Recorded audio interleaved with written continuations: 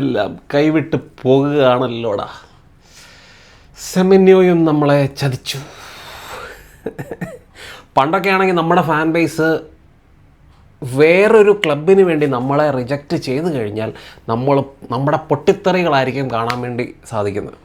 Social media വഴിയും പിന്നെ നമ്മുടെ ഉള്ളിൽ തന്നെ ഉണ്ടാകുന്ന റിയാക്ഷൻസൊക്കെ അങ്ങനെയാണ്. പക്ഷേ ഇപ്പം നമ്മൾ ശരിക്കും പയ്യെ നമുക്കും ആ ഒരു ബോധ്യം വന്നു തുടങ്ങി. കാരണം പ്ലെയർ എപ്പോഴും പ്ലെയറിൻ്റെ കരിയറല്ലേ ചിന്തിക്കത്തുള്ളൂ. ഇന്നലെയും ശരിക്കും ഈ ഒരു ഡിസിഷൻ ഇപ്പം നമ്മൾക്ക് മുകളിൽ മാഞ്ചസ്റ്റർ സിറ്റിയെ സെമന്യോ സെലക്ട് ചെയ്ത സമയത്ത് അതിന് തൊട്ട് മുന്നേ പലരും റിപ്പോർട്ട് ചെയ്യുന്നുണ്ടായിരുന്നു. ബെൻ ജേക്കബ്സ് ഒക്കെ പോണക്കത്തെ ജേർണലിസ്റ്റുകൾ റിപ്പോർട്ട് ചെയ്യുന്നുണ്ടായിരുന്നു. അപ്പോൾ ആ റിപ്പോർട്ട്സിലൊക്കെ അവർ പറയുന്നത് പുള്ളിയുടെ ക്രൈറ്റീരിയാസിനെ കുറിച്ച് കറക്റ്റായിട്ട് പറയുന്നുണ്ട്. അപ്പോൾ ആ ക്രൈറ്റീരിയാസ് എന്ന് പറയുന്നത് ഈ സെമന്യോയ്ക്ക് ട്രോഫികൾ കൺസിസ്റ്റൻ്റായിട്ട് ഉയർത്തുന്ന ഒരു ടീമിൽ എത്തിപ്പെടണം, അല്ലെങ്കിൽ യൂറോപ്യൻ ഫുട്ബോൾ കൺസിസ്റ്റൻ്റായിട്ട് കളിക്കുന്ന അവിടെയും ടൈറ്റിലിന് വേണ്ടി കമ്പീറ്റ് ചെയ്യുന്ന ടീമിന് വേണ്ടി കളിക്കണം, അതാണ് പുള്ളിയുടെ ആഗ്രഹം എന്ന് പറഞ്ഞപ്പോഴേ നമ്മളെല്ലാവരും തോൽവി അംഗീകരിച്ചതാണ് ശരിക്കും പറഞ്ഞു കഴിഞ്ഞാൽ. അല്ലെങ്കിൽ ഈ സമയം നമ്മൾ സെമന്യോയെ വലിച്ച് കീറേണ്ടതാണ്. നമ്മുടെ അവസ്ഥ ഏതാണ്? നമ്മളും അവരുമായിട്ട് യാതൊരു കമ്പാരിസണും ഇന്നത്തെ അവസ്ഥയിലില്ല. നാളെ ആകത്തില്ല എന്നൊന്നും ഞാൻ പറയത്തില്ല. നമ്മൾ പയ്യെ റീബിൽഡിങ് ഫേസിലാണ്. കുറേ വർഷങ്ങളായിട്ടാണ് ഇപ്പം റൂബൻ അമോറിമിൻ്റെ അണ്ടറിലുള്ള ഈ ഒരു റീബിൽഡ്. റൂബൻ അമോറിം ഇവിടുന്ന് പോയാലും നമ്മുടെ ടീം നല്ലൊരു കുറച്ചുകൂടെ സ്ട്രോങ്ങർ ആയിട്ടുള്ളൊരു ടീമിനാണ് നമ്മൾ ബിൽഡ് ചെയ്യുന്നതെന്നുള്ളൊരു തോന്നൽ എനിക്ക് ഉണ്ട്. അപ്പോൾ അറ്റാക്കിംഗ് വൈസ് നമുക്ക് എല്ലാവർക്കും അറിയാം, അറ്റാക്കിംഗ് വൈസ് നമുക്ക് യാതൊരു പ്രശ്നവും എന്ന് പറയുമ്പോഴും നമുക്ക് ഏറ്റവും കൂടുതൽ സോഴ്സസ് ഉള്ളത് അറ്റാക്സിലാണ്. ഇഷ്ടം പോലെ പ്ലെയേഴ്സ് അറ്റാക്സിലുണ്ട്. അപ്പോൾ നമുക്കുള്ള ഈ നമ്പർ 10 എല്ലാം കൂടെ കൂട്ടത്തിലാണ് നമ്മൾ പിന്നെ ഒരു വിങ്ങറായിട്ടുള്ള സെമന്യോയെ ആഡ് ചെയ്യാൻ നമ്മൾ ശ്രമിച്ചത്. സെമന്യോയുടെ സൈനിങ് വരുമ്പോൾ ഞാൻ ഒരിക്കലും വളരെ ഇൻ്റലക്ച്വലായിട്ട് ചിന്തിക്കുന്ന ഒരു ഫാനല്ല. ഞാൻ പെട്ടെന്ന് എക്സൈറ്റഡ് ആകും, ഞാൻ പറയും കൊണ്ടുപോകാം അവനെ, കാശുണ്ടെങ്കിൽ നിങ്ങൾ സൈൻ ചെയ്യണം എന്ന് തന്നെയായിരുന്നു എൻ്റെ അഭിപ്രായം. പക്ഷേ കാശിൻ്റെ കാര്യം വരുമ്പോഴും കാശിൻ്റെ കാര്യത്തിൽ നമ്മൾ ഭയങ്കര ടൈറ്റർ ബഡ്ജറ്റിലാണ് നമ്മൾ പോകുന്നത്. ഈവൻ സെമന്യോ നമ്മളെ സെലക്ട് ചെയ്തിരുന്നെങ്കിലും യുണൈറ്റഡ് പോയിട്ട് നെഗോസിയേഷനും കാര്യങ്ങളും ഒക്കെ നടത്തിയേനെ. 20 മില്യൺ ഇനീഷ്യൽ പേയ്മെൻറ്റ്, അങ്ങനെ ഇൻസ്റ്റാൾമെൻറ്റിൽ 20 എന്നുള്ള രീതിയിൽ ഇൻസ്റ്റാൾമെൻറ്റിൽ കാര്യങ്ങൾ നടത്തിയെടുക്കാനുള്ള ഒരു ശ്രമമൊക്കെ യുണൈറ്റഡ് നടത്തിയേനെ. കാരണം ആ രീതിയിൽ നടത്താനേ നമുക്ക് നിർവാഹമുള്ളൂ. പക്ഷേ സിറ്റിയുടെ കാര്യമോ അല്ലെങ്കിൽ ലിവർപൂളിൻ്റെ കാര്യമോ അതല്ല. അവർക്ക് ബഡ്ജറ്റുണ്ട്, കാശുണ്ട്. കാരണം അവർക്ക് ഓൺ ഫീൽഡ് സക്സസ് ഉള്ളതുകൊണ്ട് തന്നെ അവരുടെ ഫൈനാൻഷ്യൽ സൈഡും ഭയങ്കര സ്മൂത്തറായിട്ട് റൺ ചെയ്യുന്നത് കൊണ്ടും പ്രത്യേകിച്ച് കടങ്ങളൊന്നും ഇല്ലാത്തതുകൊണ്ടൊക്കെ അവർക്ക് സ്പെൻഡ് ചെയ്യാം. നമ്മുടെ അവസ്ഥ അതല്ല. അപ്പം സെമന്യോ എന്ന് പറയുന്ന പ്ലെയറിന് വേണ്ടി നമ്മൾ സിസ്റ്റം മാറ്റി. എനിക്കറിയാം സെമന്യോ എന്ന് പറയുന്ന പ്ലെയർ ഈ ഇൻറ്റീരിയറായിട്ട് കളിക്കാൻ പറ്റുന്ന പ്ലെയർ ആണോ എന്ന് ചോദിച്ചു കഴിഞ്ഞാൽ എനിക്കൊരു കുറച്ച് ഡൗട്ടുണ്ട്. ഈ ടൈറ്റർ സ്പേസസിൽ കളിക്കാൻ പറ്റുന്ന പ്ലെയർ ആണോ എന്ന് ചോദിച്ചു കഴിഞ്ഞാൽ എനിക്ക് കുറച്ച് ഡൗട്ടുണ്ട്. കാരണം സെമന്യോ എപ്പോഴും ബോൾ റിസീവ് ചെയ്യുന്നത് നമ്മൾ ശ്രദ്ധിച്ചു കഴിഞ്ഞാൽ കുറച്ചുകൂടെ വൈഡർ ഏരിയാസിൽ അത്ര പ്രഷർ ഇല്ലാത്ത സമയത്ത് പുള്ളി back to the goal ball receive ചെയ്യും. പിന്നെ ആ ടേൺ ഉണ്ടല്ലോ, ആ ഒരു ടേൺ മേക്ക് ചെയ്തിട്ട് പുള്ളി ആ ഒരു സ്റ്റെബിലിറ്റിയിലേക്ക് വന്ന ആ ഒരു റൺസ് മേക്ക് ചെയ്യാൻ തുടങ്ങിക്കഴിഞ്ഞാൽ പിന്നെ പുള്ളിയെ തൊടാൻ പറ്റത്തില്ല.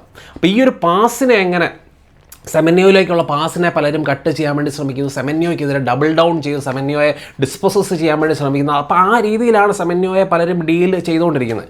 അപ്പം നമ്മുടെ സിസ്റ്റത്തിൽ ഈ ഇൻറ്റീരിയറായിട്ട് കളിക്കുക എന്ന് പറയുന്നത് എനിക്ക് തോന്നുന്നില്ല സെമന്യോയെ സംബന്ധിച്ചും അതൊരു ഭയങ്കര ബുദ്ധിമുട്ടുള്ള കാര്യമാണ്. പലരും വിങ് ബാക്കായിട്ട് കളിപ്പിക്കുക എന്ന് പറയുന്ന ഒരു ഓപ്ഷനുണ്ട്. വിങ് ബാക്കായിട്ട് കളിപ്പിച്ച് കഴിഞ്ഞാൽ ഒരു സൈഡിൽ അമാദ്, ഒരു സൈഡിൽ സെമന്യോ, 2 അറ്റാക്കിംഗ് പ്ലെയേഴ്സിനെ അല്ലെങ്കിൽ വിങ്ങേഴ്സിനെ പിടിച്ച് വിങ് ബാക്സ് ആക്കുന്നു. അപ്പോൾ ഇത് വീണ്ടും നമ്മുടെ ഡിഫൻസീവ് സൈഡിനെ വീക്കറാക്കി മാറ്റത്തേ ഉള്ളൂ. ഈവൻ ചില ബുദ്ധിജീവികൾ സെമന്യോയെ സ്ട്രൈക്കറായിട്ട് കളിപ്പിക്കുന്നതിനെക്കുറിച്ച് വരെ ആലോചിക്കുന്നുണ്ട്. എങ്ങനെയും കുത്തിത്തിരിയണമല്ലോ. എൻ്റെ ഒരു അഭിപ്രായം ഒന്നുമില്ലായിരുന്നു. സെമന്യോ അറ്റാക്കിംഗ് പ്ലെയറായിട്ട് തന്നെ കളിക്കുക. അപ്പം നമുക്കിപ്പം വിങ് ബാക്കായിട്ട് കളിപ്പിക്കുന്നതിനേക്കാളും ഒരു ഓപ്ഷൻ എന്ന് പറയുന്നത് ഇൻറ്റീരിയറായിട്ട് അല്ലെങ്കിൽ ലെഫ്റ്റ് സൈഡ് അറ്റാക്കിംഗ് മിഡ്ഫീൽഡർ അല്ലെങ്കിൽ റൈറ്റ് സൈഡ് അറ്റാക്കിംഗ് മിഡ്ഫീൽഡർ. പുള്ളി ഡബിൾ ഫുട്ടഡ് ആയതുകൊണ്ട് തന്നെ ഈ 2 സൈഡിൽ കളിപ്പിക്കുക എന്നൊരു ഓപ്ഷനായിരുന്നു എനിക്കുണ്ടായിരുന്നു. കാരണം കുറച്ചുകൂടെ കോമ്പറ്റീഷൻ വരട്ടെ, അപ്പം ബാക്കിയുള്ള പ്ലെയേഴ്സിൻ്റെ ലെവൽ കുറച്ചുകൂടെ മുകളിലോട്ട് വരും. ഇതൊക്കെയായിരുന്നു എൻ്റെ തലയിലോട്ട് ആദ്യം കയറിക്കൊണ്ടിരുന്നത്. ഇപ്പോൾ ഏതായാലും ഈ ഒരു സാധനം നടക്കത്തില്ലാത്തത് കൊണ്ട് തന്നെ നമ്മുടെ അടുത്ത ഓപ്ഷൻ എന്ന് പറയുന്നത് നമ്മുടെ മിഡ്ഫീൽഡാണ്. മിഡ്ഫീൽഡിനെ എന്ത് കൊടുത്തും നമ്മുടെ മിഡ്ഫീൽഡിനെ നമ്മൾ അപ്ഗ്രേഡ് ചെയ്യാൻ വേണ്ടി ശ്രമിക്കണം. ജാവോ നെവസ്, കോണർ ഗാലഗർ, ആ 2 പ്ലെയേഴ്സിൻ്റെ പേരാണ് കൂടുതലും കേൾക്കുന്നത്. പക്ഷേ വൂൾസിൻ്റെ ജാവോ ഗോമസ് അവിടെ ഉള്ളപ്പോഴത്തേനും എൻ്റെ ഒരു എനിക്ക് കുറച്ചുകൂടെ അങ്ങോട്ടൊരു ചരിവ് കൂടുന്നുണ്ട്. ജാവോ ഗോമസിനെ സൈൻ ചെയ്താൽ എന്താണ്? കാരണം ജാവോ ഗോമസ് കുറച്ചുകൂടെ യങ്ങറായിട്ടുള്ള പ്ലെയറാണ്. വൂൾസ് ആണെങ്കിൽ റെലിഗേഷൻ്റെ വക്കിൽ നിൽക്കുന്ന ടീമാണ്. അപ്പം വോൾസിൻ്റെ പേഷ്യൻസിനെ ഒന്ന് നമുക്ക് ടെസ്റ്റ് ചെയ്യാം. ഈ 2 പ്ലെയേഴ്സിനെ സൈൻ ചെയ്യുന്നതിന് മുന്നേ അങ്ങനത്തെ ഒരു ടെസ്റ്റ് നമ്മൾ നടത്തണം. ജാവോ ഗോമസ് ആയിരിക്കും ഇവരെക്കാളും കുറച്ചുകൂടെ ബെറ്റർ എന്നുള്ളൊരു തോന്നൽ എനിക്ക് വരുന്നുണ്ട്. കുറച്ചുകൂടെ ബെറ്ററായിട്ടുള്ള സൈനിങ് ആയിരിക്കും, കുറച്ചുകൂടെ ലോങ് ടൈം പ്രോജക്റ്റിന് അതായിരിക്കും നല്ലത് എന്നുള്ളൊരു തോന്നൽ എനിക്കുണ്ട്. ഈ ജനുവരിയിൽ അങ്ങനത്തെ ഒരു സൈനിങ് നടത്താൻ പറ്റുകയാണെങ്കിൽ അതൊരു വലിയ കാര്യം തന്നെയായിരിക്കും. പിന്നെ യുണൈറ്റഡിൽ നിന്ന് പുറത്തോട്ട് പോകുന്ന പ്ലെയേഴ്സിൻ്റെ കാര്യം നോക്കുകയാണെങ്കിൽ സിർക്സിയുടെ പേരാണ് നമ്മൾ കൂടുതലും ഇങ്ങനെ കേട്ടുകൊണ്ടിരുന്നത്. കാരണം സിർക്സി ഒരിക്കലും യുണൈറ്റഡിൽ അത്ര ഒരു പുള്ളിയുടെ ടാലൻറ്റ് അല്ലെങ്കിൽ പുള്ളിയെ നമ്മൾ കൊണ്ടുവന്ന ആ ഒരു ഉദ്ദേശമുണ്ടല്ലോ, അതൊന്നും ഫുൾഫില്ല് ചെയ്യാൻ പുള്ളിക്ക് പറ്റിയിട്ടില്ല. പുള്ളി ഇതുവരെയുള്ള പുള്ളിയുടെ പെർഫോമൻസ് വെച്ചിട്ട് പുള്ളി ഫെയിലിയർ ആണ് യുണൈറ്റഡിൽ. ഗ്ലിംസസ് ഒക്കെ കാണിക്കുന്നുണ്ട്, പക്ഷേ നമുക്ക് ഗ്ലിംസസ് കൊണ്ട് കാര്യങ്ങൾ നടക്കത്തില്ല. പ്രത്യേകിച്ച് പ്രീമിയർ ലീഗിന് ഒട്ടും സ്യൂട്ടബിൾ ആയിട്ടുള്ളൊരു പ്ലെയറായിട്ട് സിർക്സിയുടെ ഗെയിം കണ്ടവർക്കൊക്കെ അറിയാം. സിർക്സി ഒട്ടും പ്രീമിയർ ലീഗിന് സ്യൂട്ടഡ് ആയിട്ടുള്ളൊരു പ്ലെയറായിട്ട് തോന്നിയിട്ടില്ല. അപ്പം സിർക്സിക്ക് വേണ്ടി റോമ രംഗത്തുണ്ട്. പക്ഷേ ഉള്ള പ്രശ്നം എന്താണെന്ന് വെച്ചാൽ നമുക്ക് വേണ്ടി ഇപ്പം സിർക്സി ആയാലും ഉഗാർത്തയ്ക്ക് വേണ്ടി ഗലാട്ടാസറയുടെ ലിങ്ക്സ് പറയുന്നുണ്ട്. അപ്പോൾ ഈ 2 പ്ലെയേഴ്സിനെയും നമ്മുടെ പ്ലെയേഴ്സിനെയൊക്കെ സൈൻ ചെയ്യാൻ ആരെങ്കിലും ശ്രമിക്കുമ്പോഴത്തേനും ഇവരൊന്നും കാശ് മുടക്കാൻ തയ്യാറില്ല.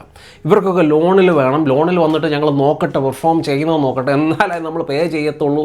അപ്പോൾ ആ രീതിയിലാണ് കാര്യങ്ങൾ പോകുന്നത്. അപ്പോൾ യുണൈറ്റഡ് എന്താണെങ്കിലും അങ്ങനത്തെ ഒരു പരിപാടിക്ക് നിന്ന് കൊടുക്കത്തില്ല. പ്രത്യേകിച്ച് ഇപ്പം സെമന്യോയെ കിട്ടത്തില്ല എന്ന് ഉറപ്പ് ആയ സ്ഥിതിക്ക് ഈവൻ ഈ സിർക്സിയുടെ ഡീല് നടക്കുമോ എന്നുള്ള കാര്യത്തിൽ എനിക്ക് നല്ല സംശയമുണ്ട്. ഉഗാർത്തയാണെങ്കിൽ എത്രയും പെട്ടെന്ന് വിറ്റൊഴിവാക്കുക, ലോണിലൊന്നും വിടരുത്. ലോൺ വിട്ട് കഴിഞ്ഞാൽ അവനവിടെ ഫെയിലിയർ ആയി കഴിഞ്ഞാൽ നേരെ തിരിച്ച് പിന്നെയും വരും. സാഞ്ചോടെ ഗതികേട് നമുക്ക് വീണ്ടും സഹിക്കേണ്ടി വരും.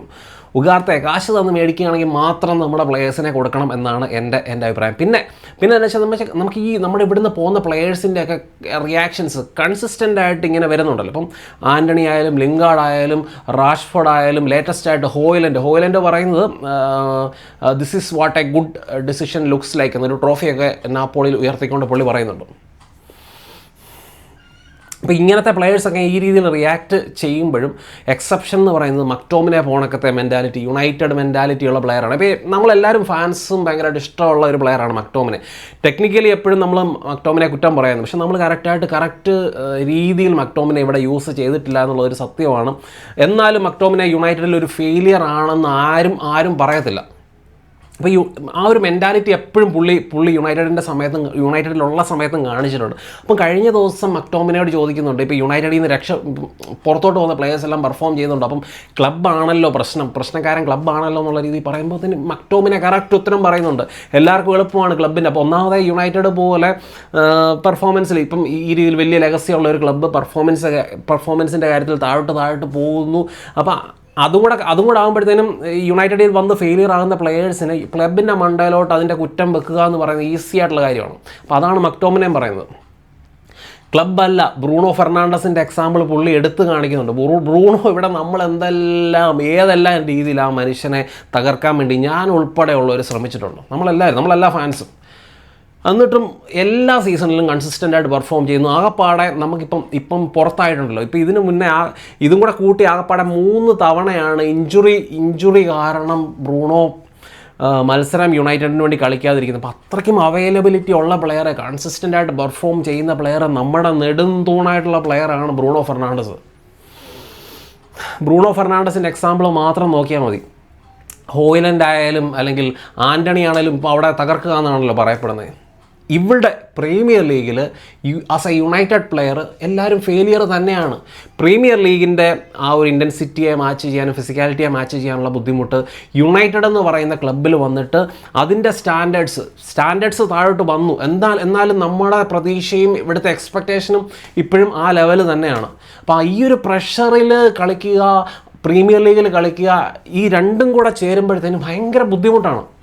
അതിൽ ഫെയിലിയർ ആകുന്നതുകൊണ്ട് തന്നെയാണ് നീയൊക്കെ ഇവിടുന്ന് പോയത്. അപ്പോൾ ഇത്രയൊക്കെയാണ് എനിക്ക് വീഡിയോയിൽ പറയാനുള്ളത്. നിങ്ങളുടെ അഭിപ്രായങ്ങൾ തീർച്ചയായിട്ടും ഛന്നം ഭിന്നം കമൻസായിട്ട് ഇടുക. ബൈ.